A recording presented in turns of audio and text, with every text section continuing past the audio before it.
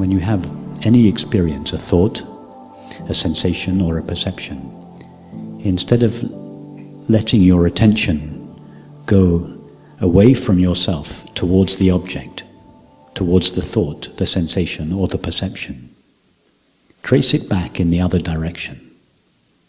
Ask yourself, what is on this end of attention or perception? The thoughts, feelings, sensations and perceptions are on the other end. What is on this end? If you trace back your attention, your feeling, or your perception, away from the known, the felt, or the perceived object, back towards the source of attention, feeling, or perception, what do we find? Try to do that now.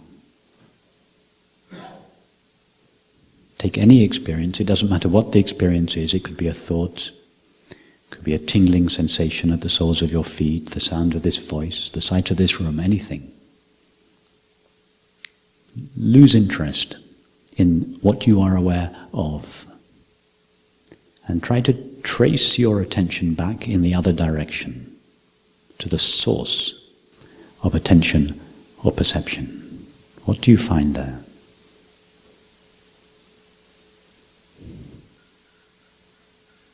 Whatever we find there is what we commonly call I. I know my thoughts. I love you. I hear the traffic. I feel the body. What is this I that is at the source of attention, feeling, or perception? Don't try and give your attention to it. You can only give your attention to an object.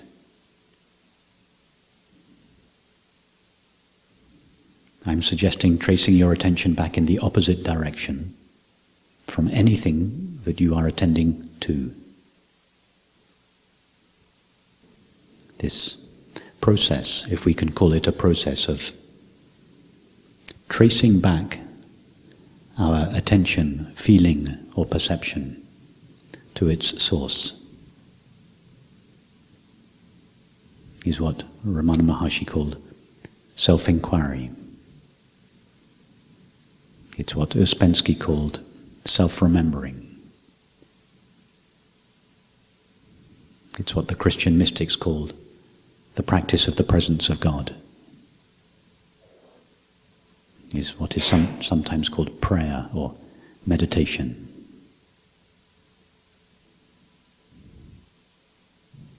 The sinking of the mind into the heart.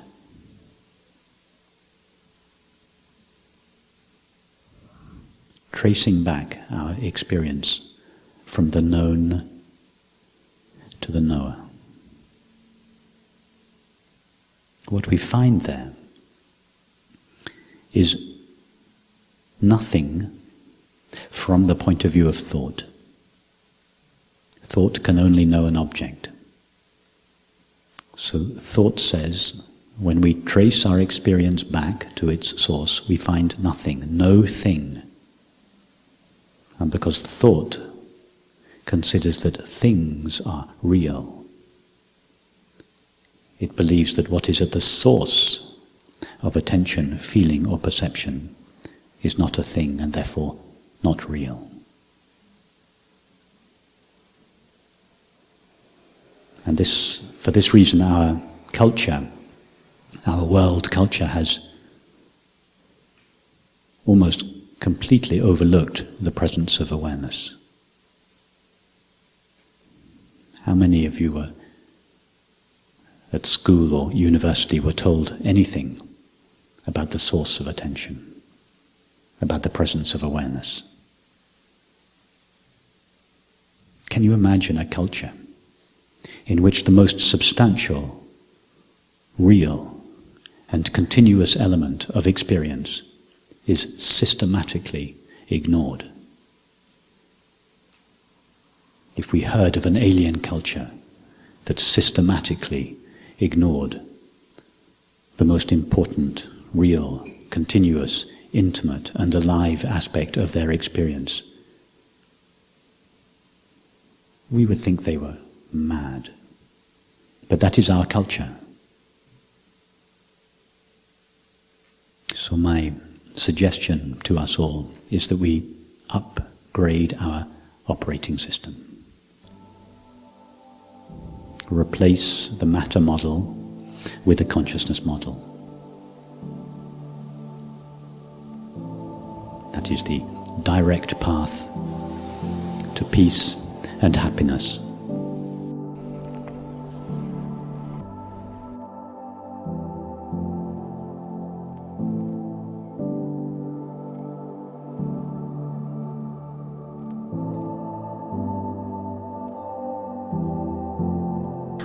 I was really taken by your saying it's only awareness that can be aware of itself. It's only awareness that is aware. Yes. Or awareness is the name we give to that which is aware. Yes. And that's the I. The name that anything gives to itself is I. Yes? You call yourself I. Yes. If a dog could speak, it would call itself I. If a tree could speak, it would refer to itself as I. If a flower could know itself, it would refer to itself as I. If a glass could know itself, it would refer to itself as I. So I is the name that anything that knows itself gives to itself. So the question is, what is it that knows itself? What is it that is aware of itself? Now, whatever it is that is aware of itself must have one quality. It must be aware. Yeah. That which is aware is what we call awareness. So I is the name that the mind gives to awareness's knowledge of itself. And then there's the veiling that you said was also awareness, right? Yes, because all experience, thinking, feeling, sensing, Yes. perceiving, all experience is the activity of consciousness. So it's true that thus far I've only referred to the objects appearing in awareness or in consciousness, like people appearing in the space of a room. And that's true, but awareness is not just that which knows our experience.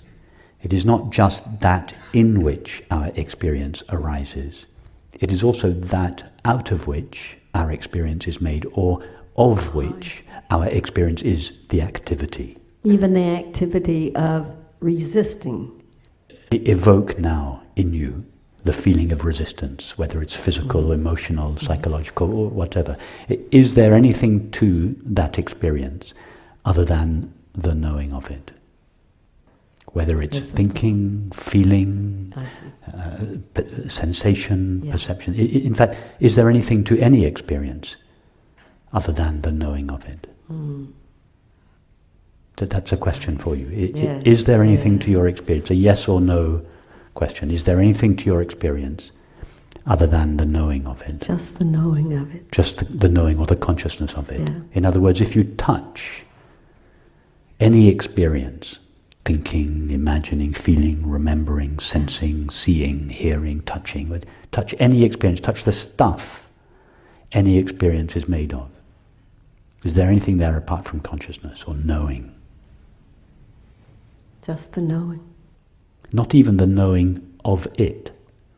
Just the knowing. As if experience were one thing and the knowing of it another thing. That all there is to experience is knowing. Has anyone here ever known anything other than knowing? Imagine all 7 billion of us, not just those of us interested in these matters, but have any of the 7 billion of us Could any of the 7 billion of us ever know anything other than knowing? And when I say the 7 billion of us, I don't mean that we are one thing and knowing is something else that we know. We are knowing, we are consciousness, we are awareness. I use the words knowing, consciousness and awareness synonymously. We are that which knows. We are this knowing presence. And this knowing presence never knows anything other than itself. Knowing, knowing only, knowing. Even think of God, whatever you imagine God to be. Could God ever know anything other than the knowing of its experience? In other words, for God, could any other substance be present other than knowing? The answer must be no. Has to be only knowing. Pure knowing, pure consciousness. Yeah. It's the only stuff there is. And this is not abstract, non-dual philosophy. I'm just talking about our experience. Has anyone here ever experienced anything other than knowing? When I say anyone here, I seem to talk to people. I'm speaking to knowing. Have you, knowing, ever known anything other than knowing? There are no people here. There are no objects here. Only knowing here. Only knowing. And this is not some highfalutin philosophy. What is a highfalutin philosophy? Is the belief that there are separate selves and people and objects made out of matter. That is abstract philosophy. That is convoluted, metaphysical, abstract philosophy. So when I heard you say the veiling of... that there is consciousness and its own activity. That's it. That's it. That's it. Consciousness veils itself with its own activity. Consciousness assumes the form of thinking, imagining, feeling, sensing, perceiving, and colours itself with its own activity. Consciousness is a dimensionless field of pure knowing, which assumes the activity of thinking, feeling, sensing, and perceiving, and in doing so, colours itself with its own activity and appears to be something other than itself, called the world. Yeah. So the world is the activity of consciousness. Anything that disappears, anything that appears or disappears, must appear or disappear in something or on something. Yeah? You cannot have a cloud without a sky, or the words of a novel without a page, or a wave without an ocean. Yeah? And whatever appears emerges out of its background. So the cloud emerges out of the sky and goes back into the sky. The wave on the ocean arises out of the ocean and dissolves back into the ocean. In each case, the appearance is temporary, but the reality, the sky, the screen, the ocean, is, relatively speaking, permanent. So, if consciousness were to disappear, it would have to also appear. So, if consciousness were to appear and disappear, ask yourself, in what medium would consciousness appear? Out of what background would consciousness emerge? There would have to be something. If consciousness were an appearance, two things. One, it would have to have a limit. It would have to be a form, because everything that appears by definition has a form. So consciousness would have to have a form. And if we go to the experience of being aware, we don't find any form there. So to suggest that consciousness has a form is already contrary to our experience. What is your experience? Can you go further back in your experience to find a medium within which awareness appears and then disappears? Can you find that? Can anyone here find a medium in their experience in which awareness appears and disappears? No, it's not possible.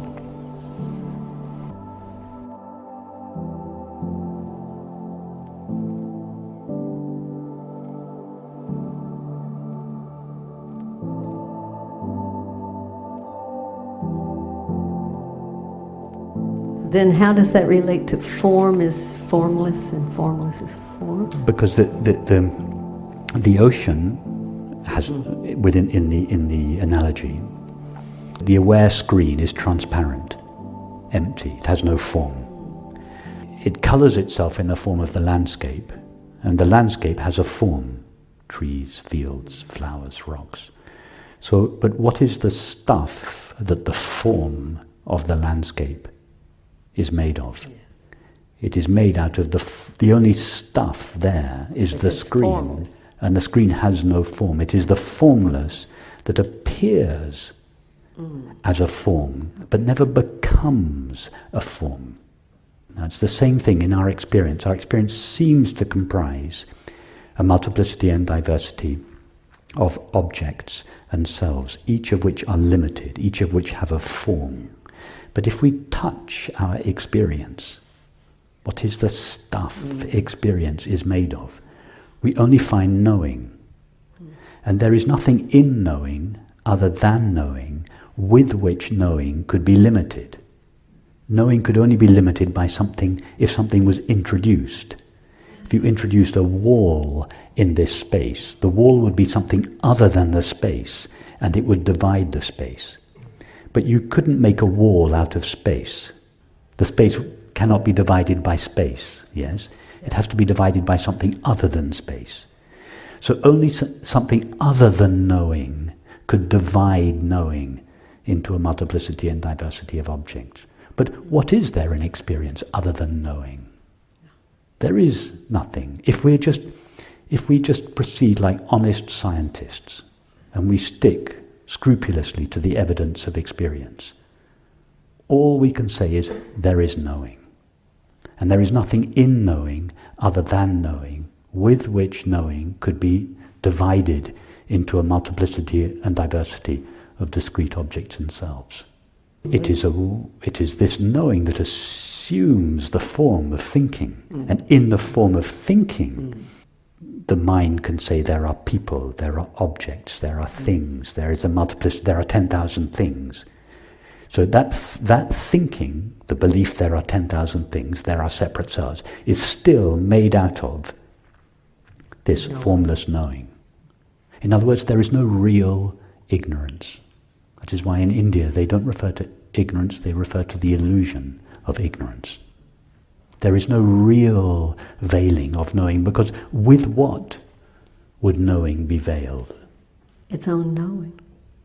Even in the deepest depression, the darkest depression, one might say in the early stages of this investigation that one's innate being, pure consciousness or pure knowing, is veiled by the darkness of the depression. But no, if you touch the stuff your depression is made of, all that is there is knowing. Knowing is shining as this dark feeling. The dark feeling doesn't veil consciousness. There is nothing in consciousness other than consciousness with which consciousness could be veiled or divided. Consciousness veils itself with itself, which is no real veiling. There is no real veiling. The whole idea that consciousness is veiled or hidden behind the world is a concession, a legitimate concession to the belief that there are objects and selves. In relation to that belief, the teaching says, okay, take a step back. See that behind your experience there is this ever-present screen of awareness. That's just a step. It's the first step. Sooner or later we have to collapse the distinction between awareness and its objects. Yes. In the ultimate analysis, there are no objects of awareness. There are no objects or selves, period. There is just one infinite, intimate, indivisible whole. And having nothing in itself other than itself, it cannot be disturbed. What would disturb it? Space cannot be disturbed by space, and thus its nature is peace. And having nothing in itself other than itself, it never has the feeling of lacking anything, because what would the thing be that it lacked? It cannot lack itself, and thus its nature is happiness. That's why I'm not disturbed by what happens then. And it's from this understanding, this is what Krishnamurti said when he said, my great secret is that I don't mind what happens. Yeah. Is to live from that place. Yes. Yes, to understand this. And when I say understanding, I never, when I use the word understanding, I never refer to conceptual knowledge. Yeah. I mean experiential understanding, to know this for oneself, in one's own experience. Yeah. And for most of us, to begin with, we have a taste of this, and then the old thoughts and feelings eclipse this understanding. So we go back to it. We take another pathway. The path. This conversation has just been one pathway. There are numerous pathways. We take another pathway back to this understanding. And each time we take the pathway back to this understanding, the pathway gets shorter. It doesn't take 45 minutes, it takes 5 minutes. And it doesn't take 5 minutes, it takes a minute. The pathway gets shorter, and we begin to be... We don't just visit this understanding from time to time. It becomes our lived and felt experience. That's what I came for. Okay. That's it. You are already what you came for, but I hope that becomes increasingly clear to you over the week.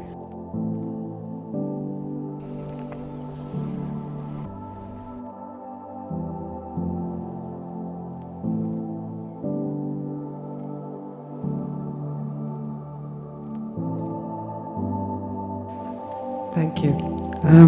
This morning, I think you said the following: as the journey towards God ends, the journey in God begins. Yes, as the journey to God ends, the journey in God begins. And it's an endless journey.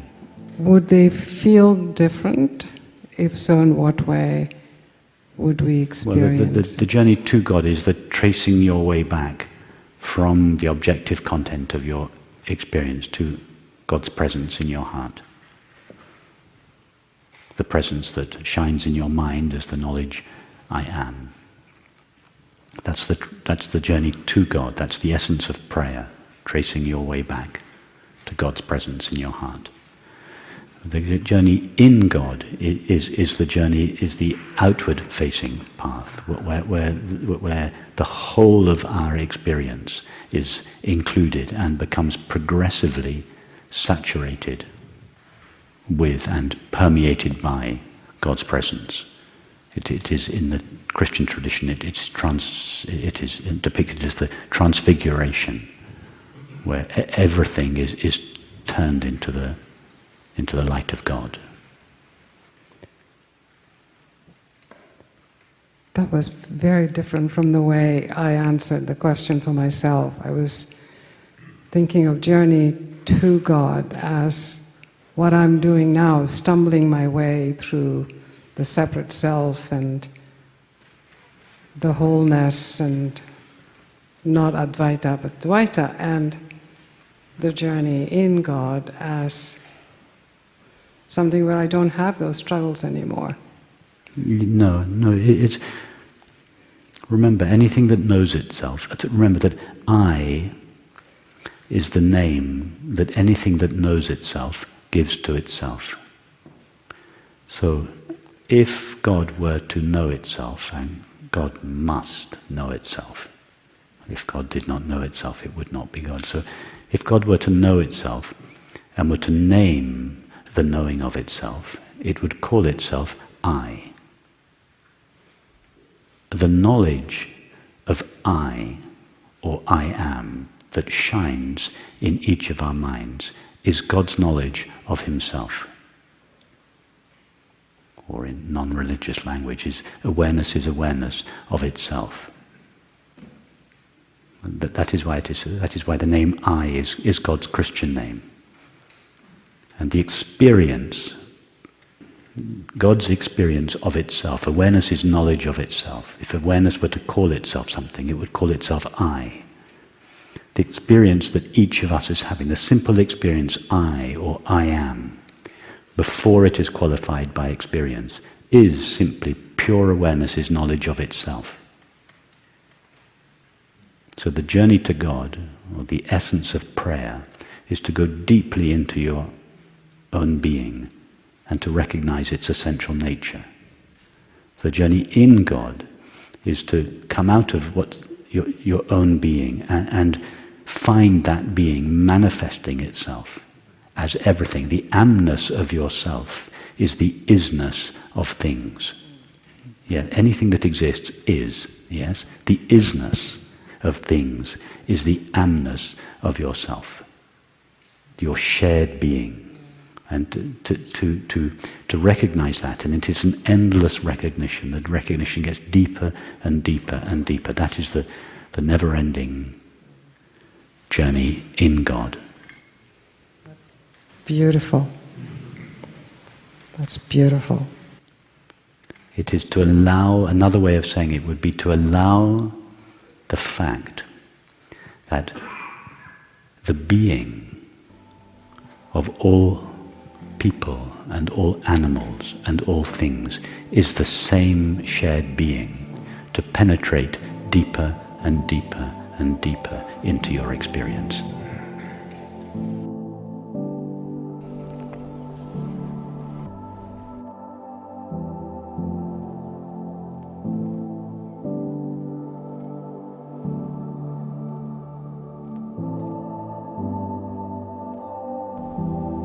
In awareness is knowledge of itself. There is no shape, no size, no form, no color, no age, no gender, no location, no nationality, no sickness, no agitation, no lack. It is for this reason that the name I is the highest mantra. One need only sound the name once and allow one's attention to be drawn to its referent. That is the direct path to peace and happiness. It is why the 16th century Zen patriarch Ikkyu said, "Of all the koans, I is the most profound."